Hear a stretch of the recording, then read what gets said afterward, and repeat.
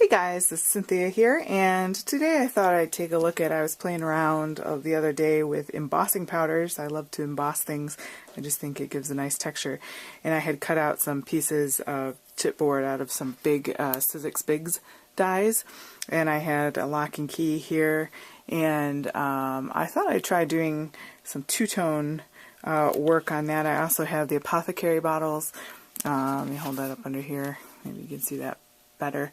And I thought I'd just try some different techniques using embossing powder multiply, sort of more of a unplanned kind of a way, rather than, you know, our typical stamp the sentiment and emboss it sort of idea. So I went ahead, I had some chipboard scrap here, which is basically just cardboard, and I cut out with another Sizzix Bigz die that I have with the two butterfly duos there. It might even be called Butterfly Duo, I can't remember. But anyway, so I just pop those out, and then we'll go to work on those. So basically all you need is whatever you're embossing. You don't have to do it on chipboard. I like it for mixed media because it's sturdier and I can glue it on and has a little bit more dimension. But anyway, so let's start with this guy first. And whenever I'm pouring embossing powder, I've seen people do it with coffee filters and things, and I'm sure there's a better way than I'm doing, but I have this sort of slippery, it's a back of some cardstock I had bought, and it's kind of that waxy sort of thing, so the embossing powder kind of slides off. So put it on top of something that you can put it back into your embossing jars. I have my embossing powders right now stuck in a shoebox. Put these aside. And I guess we'll just decide what colors we want to do here. I don't know. I've got some recollections in sort of sparkling navy, blue blaze. Alright, so maybe we'll work with that. And what would be a good contrast to that?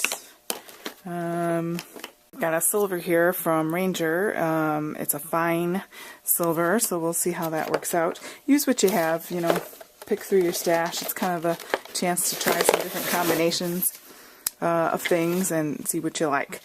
Alright, so obviously we need sticky ink, so I like to use Versamark, the watermark stamp pad, and it's a very, very sticky ink because you want the embossing powder to adhere to that, obviously. So I'm just going to go ahead and put him down and kind of mush him into it. There might be a better way to do this, I don't know. This seemed to work for me. So we're just basically saturating that butterfly with the embossing powder ink, and so as you can see it's very wet. So we're going to go ahead and put that aside, and so we're going to go ahead with our first color, and I think because this is darker I'm going to do this first, the recollections, and let's see, I'm going to kind of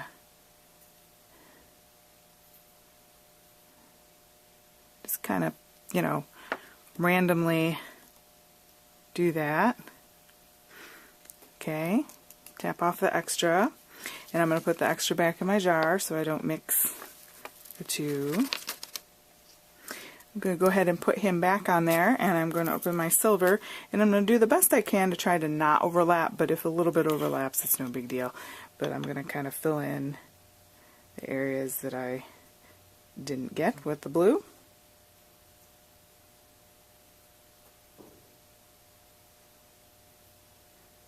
Okay, pick him up.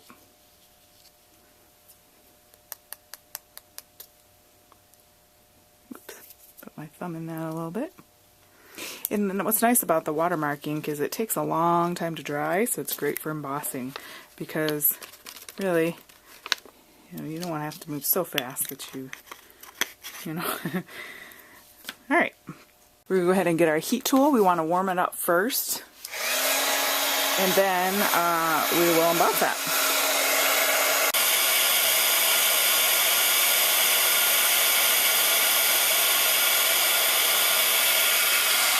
Okay, so it's heat set. Turn that off, and it's going to be a little bit hot, so you just want to kind of give it a moment, and that kind of melts it, and it's pretty cool to watch. And the difference between this fine embossing powder and this glittery one, they even dry differently, so it's kind of neat. You can get more with this sparkle one, you can kind of get a different texture with it, and then this fine embossing powder is more of a smooth, soft, even satiny sort of finish. So it's neat to combine the two when you can. And so here's our butterfly. So that's kind of cool, and you can even go over it again with a different one, and go ahead and mark him up. Okay, so I have the Ranger embossing pen. It comes with a set of two. One is clear, which I use the most, and then the other one is black, which I use when I'm working on darker things. So we'll use that in a second. Let's go ahead and get him zhuzhed up here.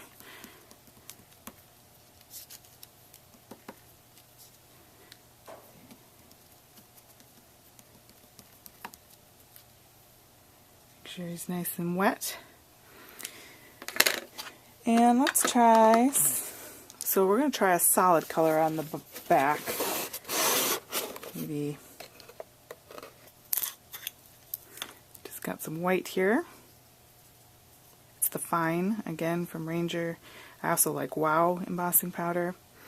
And Recollections I like a lot. Oops, looks like he's got an injury. Okay. I took him out of the thing there. Alright, put that back in. Heat set that. Now we just have a white butterfly, basically. Which, you know, if you're doing shabby chic or something like that, that might work for you. So he's just white right now. And then what we're going to do is draw as soon as that cools. And the reason why I want this super dry is I don't want the new embossing powder to stick to the old one. With the other butterfly, we heat set them together, so it didn't matter. But since we're doing layers,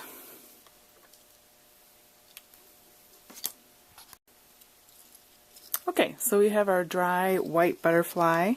And then I'm just going to go ahead, I'll take that away so you can see, not that you're going to really see this because it's clear, but what I'm going to do is, I think I'm going to use gold on him, white and gold. This is also fine, super fine detail embossing powder from gold from Ranger, and I really like this one. It's my favorite.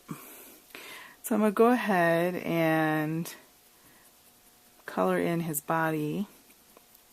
Again, it's kind of weird because you can't see it, but and let's see, maybe we'll start by sort of coming out from there.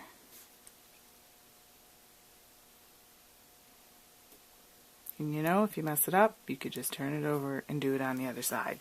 No big deal. Okay, we're going to put our gold embossing powder on that.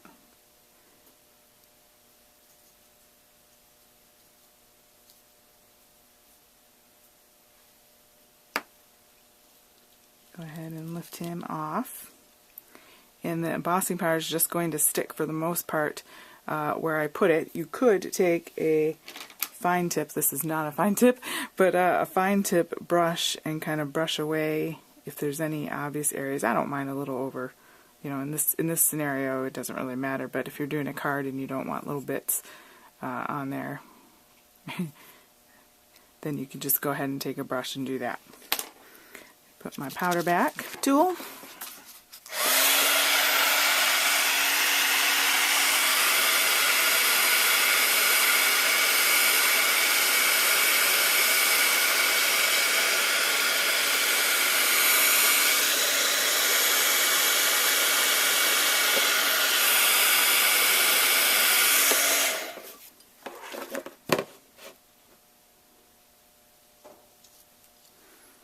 And there you have it.